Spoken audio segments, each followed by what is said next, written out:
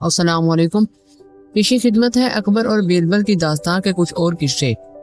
बीरबल के साथ कई साल के तजर्बे से जानने के बावजूद ये आसान काम नहीं था बीरबल जैसा अमल करना।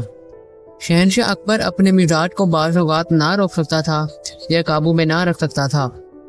एक दिन जब बीरबल दरबार में पहुंचा ही था, शहनशाह अकबर ने हर दरबारी को एक मुर्गी का अंडा दिया और उनको अपना मंसूबा बीरबल के साथ मजाक करने का बताया। हसब मामूल जब बीरबल दरबार में दाखिल हुआ तो शहनशाह ने उससे कहा कि गुज़श्ता रात मैंने एक ख्वाब में एक आरिफ को देखा जिसने मुझे कहा कि सिर्फ वो दरबारी जो कि बाग के तालाब में गोता खाने के बाद बाहर आने के अहल हैं, अपने हाथों में अंडे के साथ उनको वफादार मुझसे समझ जाएगा।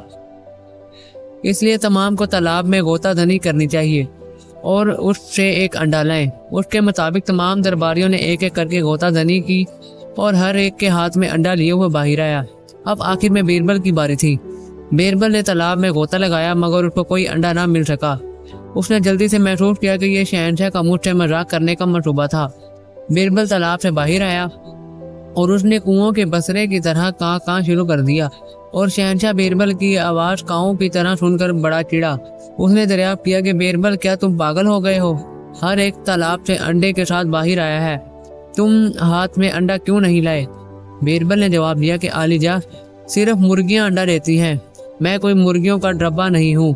शहनशाह ने दरबारियों की तरफ देखा और एक तंजिया मुस्कुराहट दी और दरबारियों ने एक दूसरे से सर जोड़ दिए। एक दिन शहनशाह ने बीरबल को डराने का ख्याल किया। उसने अपने चेहरे पर रंग कर लिया और एक डरावनी शक्ल बनाकर अचानक बीरबल के सामने आया। बीरबल ने शहनशाह का डरावना चेहरा देखा, लेकिन बावजूद यक्का शहनशाह की अजीब और खौफनाक शक्ल के उसने उसकी हसब मामूल इज्जत और एहतराम किया। वो बिल्कुल खामोश रहा, गोया कि वो किसी मसले के बारे में गौर कर रहा था। शहनशाह बड़ा हैरान हुआ और उसने दरियाफ्त किया कि बीरबल, तुम्हें मेरी खौफनाक शक्ल और सूरत देखकर खौफ खाना चाहिए था, लेकिन इसके बरअक्स तुम फिक्रमंद नजर आए, क्यों? बीरबल ने कहा, महाराज, मैं पहले आपको देखकर खुश हुआ मगर बाद में हैरान हुआ कि आपको किसने डराया था, इस कदर के तुमने इस कदर खौफनाक शक्ल अख्तियार कर ली। शहनशाह समझ गया कि बीरबल की मुश्किल तबसरा को समझ गया। उसने अपनी थोड़ी और मसनूई हंसी को खत्म कर दिया। एक दिन हसबे मामूल फौरी तौर पर शहनशाह ने दरबार में पहुंचने के बाद दरबारियों से सवाल दरियाफ्त किया। जब कोई शख्स किसी को चीज देता है तो उसका हाथ ऊपर होता है वसूल करने वाले की निस्बत। जब उसके बरअक्स हालत हो, यानी जब लेने वाले का हाथ ऊपर हो और देने वाले का हाथ नीचे, तो दरबारियों के पास कोई मुनासिब जवाब न था। जब शहनशाह ने बीरबल को बेहिस व हरकत बैठे देखा तो उसने कहा, बीरबल, क्या आपके पास मुनासिब जवाब है? बीरबल ने कहा कि हाँ आलिजा, जब एक आदमी नशवार दूसरे आदमी के हाथ से तो हालत बिल्कुल मुख्तलिफ होती है। हर एक ने बीरबल के साथ इत्तफाक किया। एक दिन शहनशाह और बीरबल दोनों इकट्ठे शिकार के लिए गए। जबकि वो शिकार का ताक़ुब कर रहे थे वो काफी दूर निकल गए और शहर से बहुत दूर चले गए। जब उन्होंने वापसी की तैयारी को तो शाम हो चुकी थी। उसके पास सामान था। ये शहनशाह के रात के खाने का वक्त था और उसने भूख महसूस की तो उसने बीरबल से जिक्र करना मुश्किल से ही महसूस की। जब वो भूख को ज्यादा देर बर्दाश्त न कर सका और उसको ये बेहतर लगा, उसने अपने आप से समझौता किया और बीरबल को बताया कि बीरबल, मैं भूख महसूस कर रहा हूँ। कुछ वक्ती से बीरबल कुछ अपने साथ बने हुए चने लाया था जो कि उसके शिकार के थैले में थे। उसने कुछ चने शहनशाह को दिए और कुछ अपने लिए रख लिए। उन्होंने अपने घोड़े एक दरख्त के साथ बांध दिए और उन्होंने भुने हुए चने खाने शुरू कर दिए। जब उन्होंने खाने बंद किए तो बीरबल ने घोड़े पर सवारी के लिए आगे कदम बढ़ाया। घोड़ा जोर से हन बनाया। शहनशाह हैरान था। उसने दरियाफ्त किया कि बीरबल, क्यों घोड़ा इस कदर हन बनाया है? बीरबल ने नरमी से जवाब दिया कि महाराज, घोड़े ने हमें उसकी खुराक खाते देखा था। अब वो जानना चाहता है कि कौन सवार होगा, घोड़ा या शहनशाह। शहनशाह ने बीरबल के मजाहिया जवाब पर हंस दिया।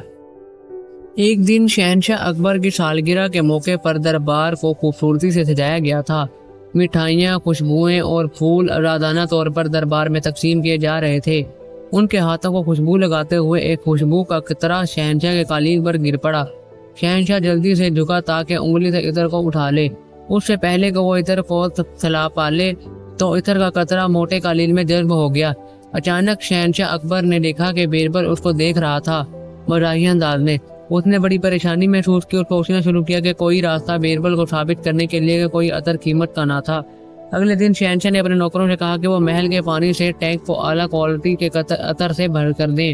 اب شہنشاہ نے دارالخلافہ میں اعلان کرایا کہ لے جائیں عطر جتنا چاہتے ہو۔ فوری طور پر سینکڑوں لوگ شاہی محل کی طرف بڑھے عطر حاصل کرنے کے لیے اور شہنشاہ کی بہت تعریف کی گئی۔ شہنشاہ بہت مطمئن تھا، اس نے خیال کیا کہ شاید اب بیربل محسوس کرے گا کہ عطر میرے ہاں کوئی قدر نہیں رکھتا۔ اس نے بیربل سے پوچھا کہ اچھا بیربل، کیا یہ مذاق نہیں ہے کہ شاہی عطر لوگوں میں تقسیم کرتا دیکھیں وہ کیسے خوش ہیں؟ بیربل نے خاموشی سے جواب دیا کہ مہاراج، شہرت کا گنوایا ایک عطر کے قطرے کے بدلے ٹینک بھرنے سے بھی دوبارہ حاصل نہیں کی جا سکتی۔ ایک دن اچانک شہنشاہ نے درباریوں سے 3 سوالات دریافت کیے۔ کس کا بیٹا بہترین ہے؟ کس کے دانت بہترین ہے؟ کون سی چیز اعلیٰ ترین ہے؟ تمام درباریوں نے آپس میں سوالات پر بحث کرنی شروع کی۔ ان میں سے ایک معمر درباری نے جواب دیا کہ مہاراج، بادشاہ کا بیٹا بہترین ہے، ہاتھی کے دانت بہترین ہے، علم سب سے اعلیٰ چیز ہے۔ شہنشاہ نے جوابات سنے اور خیال کیا کہ کاش کہ بیربل یہاں ہوتا وہ مزید مناسب جوابات دیتا، اس لیے اس نے جلدی سے بیربل کو بلا بھیجا۔ بیربل فوری طور پر دربار میں آ گیا۔ اس سے تینوں سوالات کے جوابات دریافت کیے گئے۔ بیربل نے جواب دیا کہ عالیجا، گائے کا بیٹا بچہ سب سے بہترین ہے، کیونکہ اس سے زمین میں ہل چلایا جاتا ہے، جبکہ اس کا گوہر بھی کھاد کے طور پر استعمال ہوتا ہے۔ فصلات اس سے بڑھتی ہیں اور سب کے لیے خوراک پیدا کی جاتی ہے۔ دوسرے سوال کا جواب یہ ہے کہ ہل کا دانت سب سے بہترین ہے، وہ زمین کو پھاڑتا اور اس کو ذخیر کرتا ہے، زمین فصلات لگانے کے قابل بناتا ہے۔ تیسرے سوال کے جواب میں عالیجا کہا جاتا ہے کہ حوصلہ سب سے بہترین کوالٹی ہے۔ بہرحال ذہین انسان بھی حوصلے کے بغیر کچھ نہیں کر سکتا۔ اگر اس میں حوصلہ نہ ہو، اگرچہ علم سب سے اعلیٰ دولت ہے مگر حوصلہ ان سے زیادہ اہمیت کا حامل ہے۔ شہنشاہ اور درباری بیربل کے عقل مندی کے جوابات سے بہت خوش ہوئے۔ ایک امیر آدمی کا ایک غلام تھا۔ ایک دن غلام نے اپنے مالک کے گھر کو لوٹا اور بھاگ کھڑا ہوا، مگر چند دنوں کے بعد جب کہ مالک کسی جگہ پر جا رہا تھا، اس نے اپنے غلام کو ایک ہجومی مارکیٹ میں پہچان لیا۔ نشان لگانا غلام نے بھی اپنے مالک کو دیکھ لیا، مگر اس کے پاس بھاگنے کا کوئی ذریعہ نہ تھا۔ اس سے قبل کہ مالک کوئی قدم اٹھاتا، غلام نے مالک کو کلائی سے مضبوطی سے پکڑا اور کہا کہ تم بے اصول شخص ہو، میں نے تمہیں تلاش کر لیا ہے، تم کہاں بھاگ رہے تھے؟ میں نے تم پر بہت رقم خرچ کی ہے۔ پہلے تو مالک کو بڑا غصہ آیا، مگر جب اس نے غصے پر قابو پا لیا تو اس نے کہا، مکار بدماش، تم نے خیال کیا کہ میں تمہارا غلام ہوں؟ گھر کا سامان واپس کر دو ورنہ میں تمہیں بری طرح ماروں گا۔ گلی میں دونوں میں بڑا جھگڑا کھڑا ہو گیا۔ آخرکار ان کو بیربل کے پاس لے گئے جھگڑا نپٹانے کے لیے۔ مالک نے بیربل کو سارا قصہ معاملہ سنایا۔ جناب، میں نے اس کو بھاری رقم دے کر خریدا تھا، مگر اب کہتا ہے کہ میں اس کا غلام ہوں۔ دونوں نے ایک دوسرے کے بارے میں ایک ہی بات کہی۔ محافظ نے بیربل کے حکم کی تعمیل کی۔ پھر بیربل نے دوسرے محافظ کو بتایا کہ تلوار لو، غلام کا سر قلم کر دو، مگر قبل اس کے کہ محافظ ان میں سے کسی ایک کی گردن تلوار سے اڑا دیتا۔ اصلی غلام نے جلدی سے پریشانی میں سر ہلایا۔ یہ وہی تھا جس کی بیربل کی توقع تھی۔ اس نے غلام کو اپنے مالک کے پاس واپس جانے کا حکم دیا تاکہ اس کی خدمت کرے۔ ہر ایک نے بیربل کی ذہانت اور ہوشیاری کی تعریف کی۔